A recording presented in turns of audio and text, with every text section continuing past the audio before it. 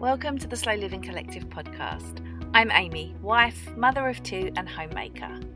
Come along with me as I share my love for simple living, growing in my allotment garden, diving into what it means to be an urban homesteader and embracing life as a mother and homemaker. Hey everyone, and welcome back to another episode of the Slow Living Collective podcast. I'm Amy, and if you're new here, welcome to the podcast. I am so grateful to each and every one of you that's here.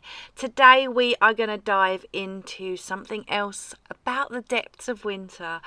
It's cold outside, winter is here, and I don't know about you, but I'm not that much of a winter girl, and to some extent, winter is about just getting through it. And I get the impression that a lot of us are that way. Winter is the most difficult season, I think, for most people. It has its beauty, of course it does. There's nothing greater than one of those beautifully cold, crisp, but wonderfully sunny days. But it's cold and not all of us are set up for that coldness. Now listen, I know you might be in a part of the world where it gets really cold. Here in the UK, we have a very sort of stable and regular temperature. We don't sort of move much within sort of 20 degrees of itself, It's very easy going for the most of the time. We get these blips where we have maybe in the winter have periods of extreme cold. And maybe in the summer we might get a heat wave. But in general, average temperatures, I would say we're pretty lucky. But anyway, that does still make winter a pretty hard season if you are not a fan of the cold or not a fan of winter. It's cold, it gets dark early, there are not many sunlight hours. It's not the easiest. Of course, with Christmas right around the corner, it does make it bearable, I guess, to get through if you're a Christmas person.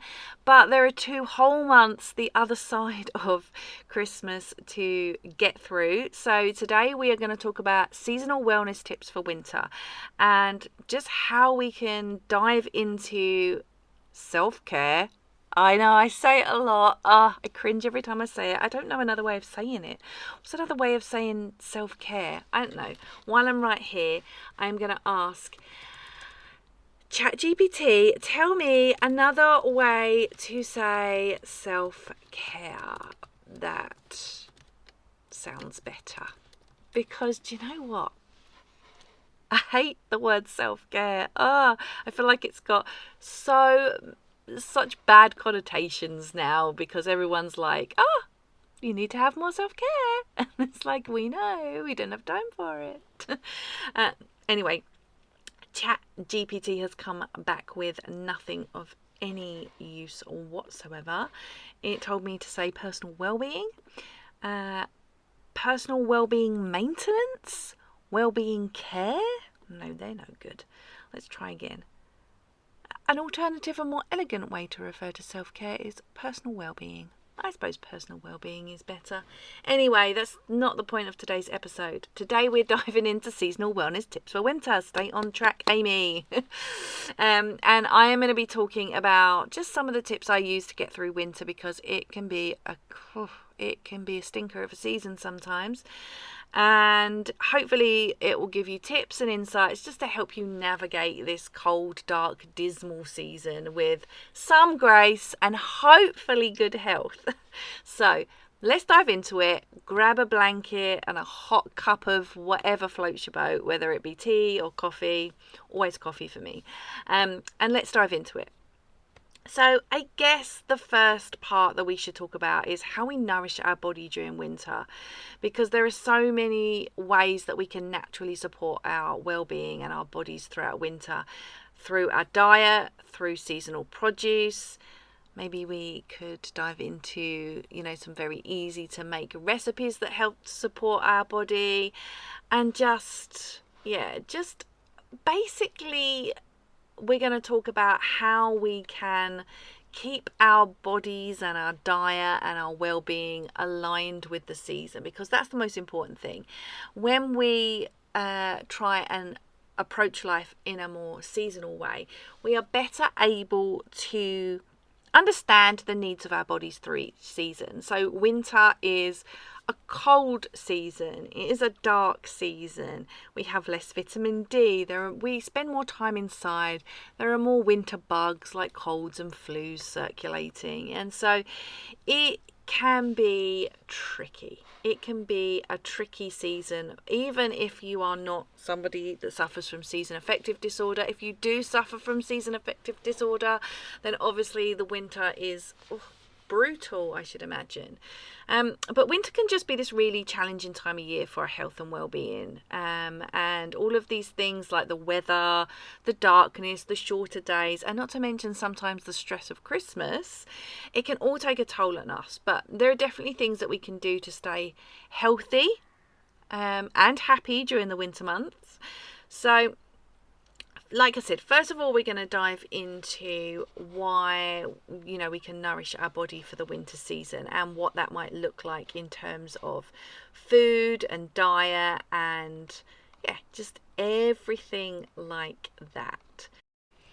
Now, eating seasonally is a great place to start because it is important to support our well-being for so many different reasons.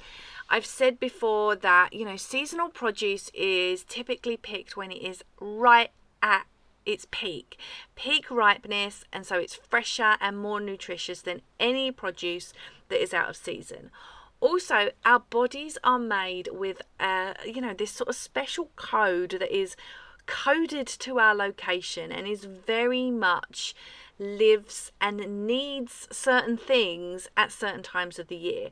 So therefore, if we are eating a banana here in the UK, that's not normal for us. I mean, it is normal for us in terms of like we can get bananas freely, but bananas don't grow here. We don't have the climate for bananas. Our bodies never would need a banana in this climate.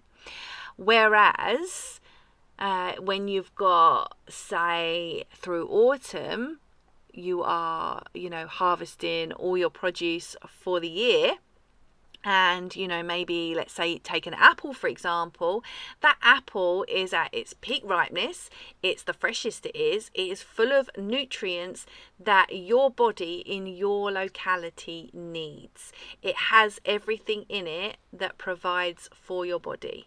And so fresh fruits and veg, they contain the minerals, vitamins and antioxidants that firstly you require, but also at the right time. And this is, because you're purchasing it from your locality, whether that be your locality or at least your country, the produce that, it won't have been stored or shipped long distances, which obviously degrades it over time. It also has a far better taste. Like, listen, you guys know that I'm telling the truth here. If you buy a pack of strawberries, and you're in the UK, right? If you buy a pack of strawberries or insert whatever fruit is amazing when it's peak in your country, when you buy a pack of strawberries in January and it's been shipped from, let's say Spain or I don't know, somewhere else. South Africa is often a common place that fruit can come from. And it is picked before it is ripe, and you're eating it in the middle of January when it's not typically strawberry season for the UK. It's picked before it's ripe, it's been stored, it's been shipped over a long distance. Does it taste that good compared to that strawberry you picked when you went strawberry picking at your local farm that you ate on the day? It just doesn't compare, does it? So seasonal produce tastes better and it has a far better texture than out of season produce as well. And this is because you're picking it, or it is being picked at its peak ripeness, where it is sweeter, more flavorful, and not to mention actually much better for you as well.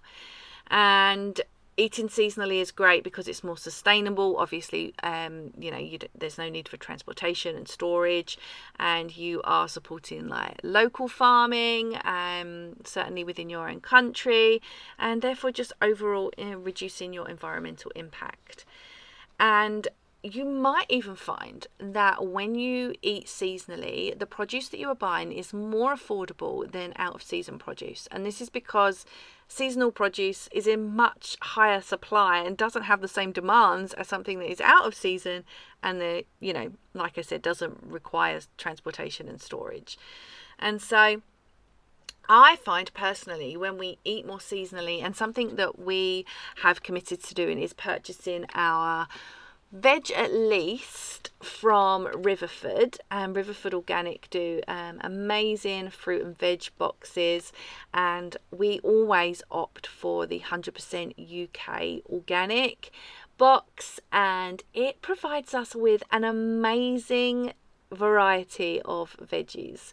And what I actually find is that I eat and try far more different vegetables because they are in the box that I get, and therefore it leads to me having more of a diverse diet. I'm searching for different ways I can eat these things, but most importantly, I am eating the right seasonal produce at the right time for my body in my location, and that is the most important thing. My body is getting exactly what it needs from the food that I am consuming, because I am consuming the food that is exactly right for my body in my place in the world. Isn't it amazing how nature works? It fascinates me, and as you can probably tell, I'm super passionate about eating seasonally, and it really just helps you understand more about our makeup and how we exist as humans, and it just goes so ancestrally. You can just go down that sort of rabbit hole, but you end up learning more about food and where it comes from. And then when you purchase things locally, you're more likely to know where it was grown, how it was harvested, and like certainly with Riverford, we know that they're not using nasty chemicals on our food, which is a big deal for us. And so actually, I'm just going to interject here. This show isn't sponsored, but I am going to say to you guys, if you want to try Riverford, I do have my own personal code, which I will drop the link in the notes. If you want to get your own Riverford box, I can give you guys £15 off your second order when you purchase your first Riverford box. So you will, once you've got your first box, you will get a £15 credit towards your second box. I will also get a £15 credit too, just to be transparent with you. But I know you will love it as much as I did. We get Riverford box delivered every other week, and it is amazing. And like I said, the one that I order is the UK 100% UK seasonal organic box, and it is top notch. I really do recommend it. And it's available almost all the time as well. There's a short produce gap in around, I think it's around May time, but other than that, you can get that box pretty much all the time. And yeah, it's just fun. It's a lot of fun getting the different stuff. I love Riverford Day. They always come before I am up, and so they leave the box on my doorstep, and I'm always so excited to open it. Me and the kids always, first thing we do after I've grabbed my coffee is head out to the front and grab the box and just have a search through what different things are, because sometimes there are produce that I have never ever seen in my life. Like, how incredible is that? So yeah, like I said, you can grab your £15 credit for Riverford. Either click on the link that I'm going to leave in the notes, or go to the slowlivingcollective.com/Riverford15, and that will take you straight to where you are able to claim your £15 credit by making an order. So like I said, this episode is not sponsored, but yeah, I love Riverford, and I definitely wouldn't share it if it wasn't something that I love and enjoy. We've been having it for almost a year now and could not be without it. So I hope you can see there that, I'm super passionate about eating seasonally, and I think it's a great way to improve your health, support your local community, reduce your environmental impact, and also just really support your wellness season to season as well. Now, I don't think we can talk about winter without talking about boosting our immune systems. Now, come on, guys. We've all lived through a global pandemic. We have heard a lot about our immune systems in the last, I don't even know, 4 years. it's crazy actually how much time has passed. I think I've said it in a previous episode, but I'm sure I still repress 2020 in some way. But obviously one of the best ways to support your immune system throughout the winter is through your diet, and make sure you're getting enough sleep, that you're exercising. But you can also take supplements as well. I definitely do take supplements. I still breastfeed my son, so I make sure that I keep up with a daily multivitamin aimed at breastfeeding mothers. I also take some extra supplements as well, such as magnesium, and I do also make sure that through the winter I try and support my well-being and my health through, different types of sort of natural products as well. So something I really suggest is elderberries. Elderberries are amazing for your immune system. They are just a superfood in my opinion. They are stacked full of antioxidants and vitamins and minerals, and I take a spoonful of elderberry syrup every single day. I make my own elderberry syrup and it is amazing. I make it with elderberries, obviously, and raw honey, raw local honey. That is the absolute best way.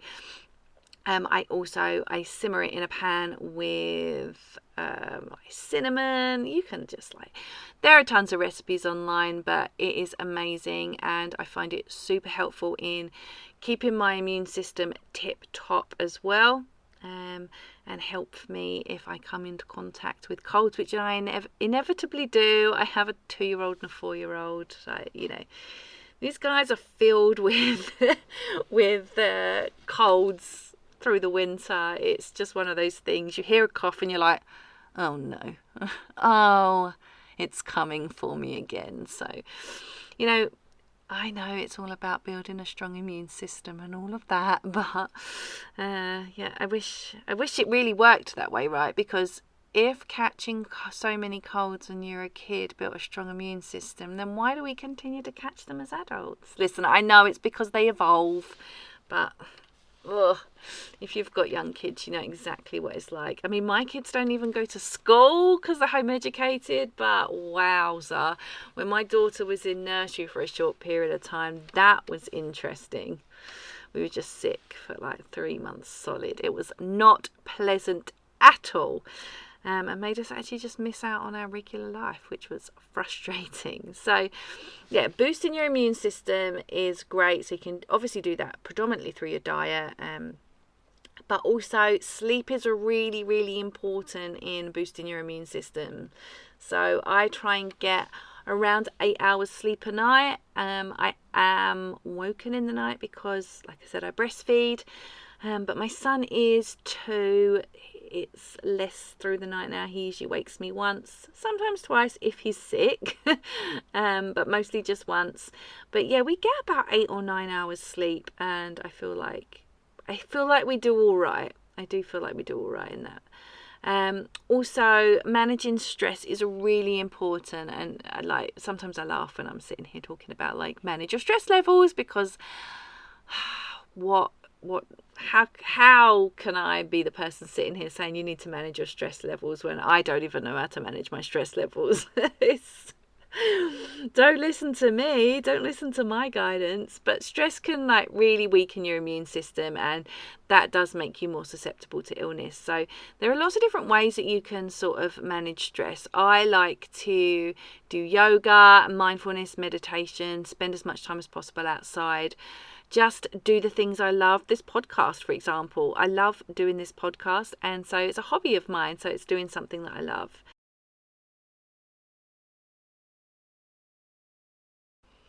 Now, staying active is another way to sort of just boost your immune system, maybe reduce your stress levels, improve your mood, and just improve your overall wellness, especially through the winter.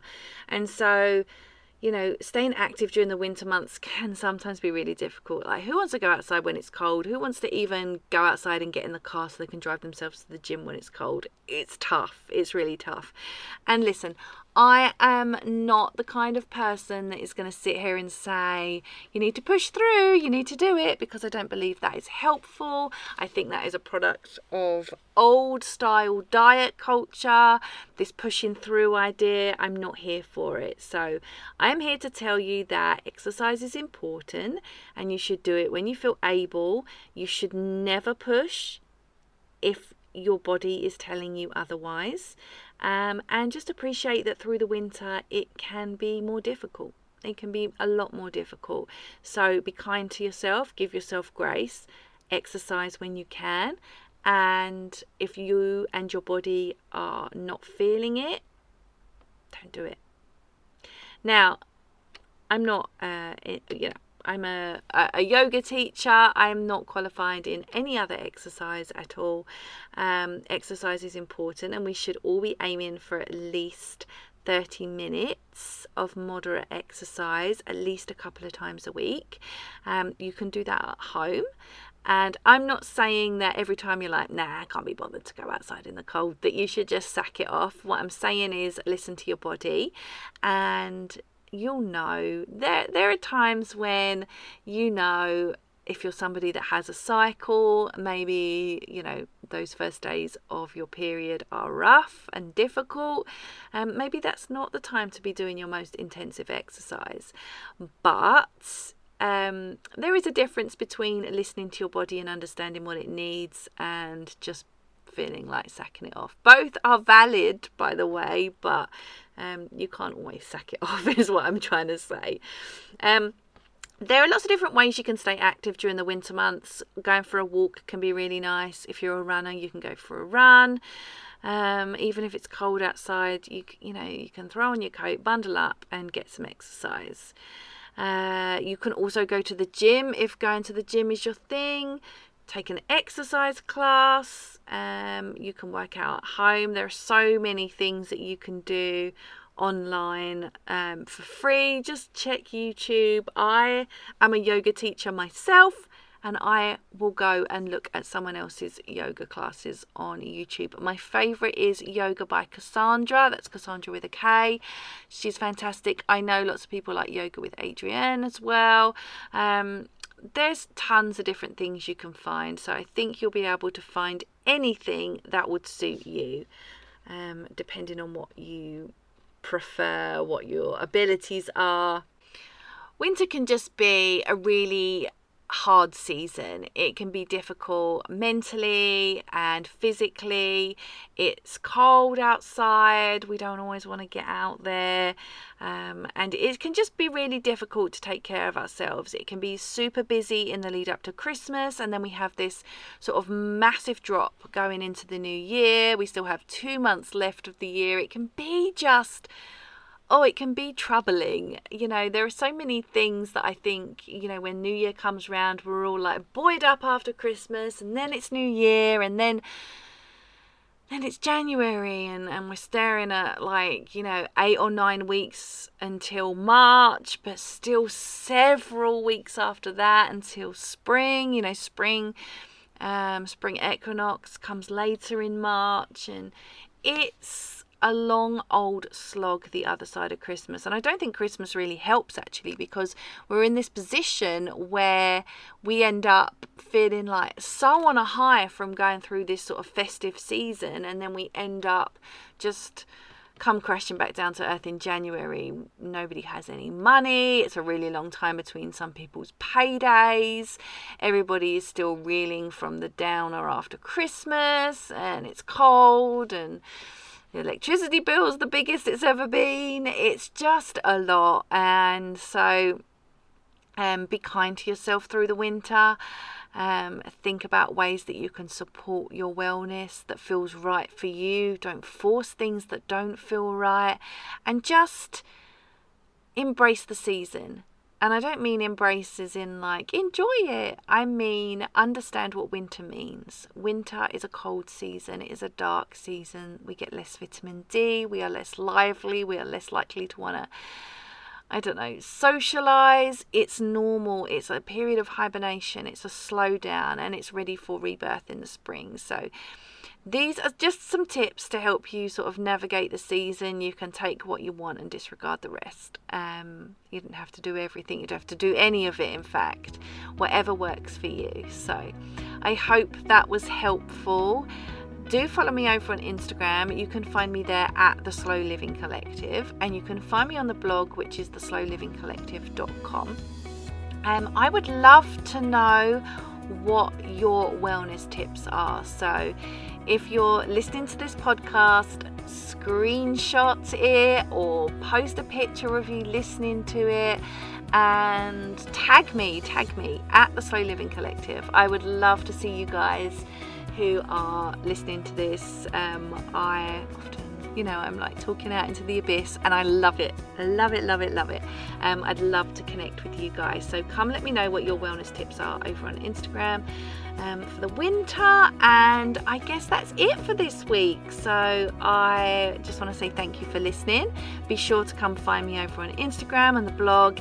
And until next time, I will catch you in the next episode.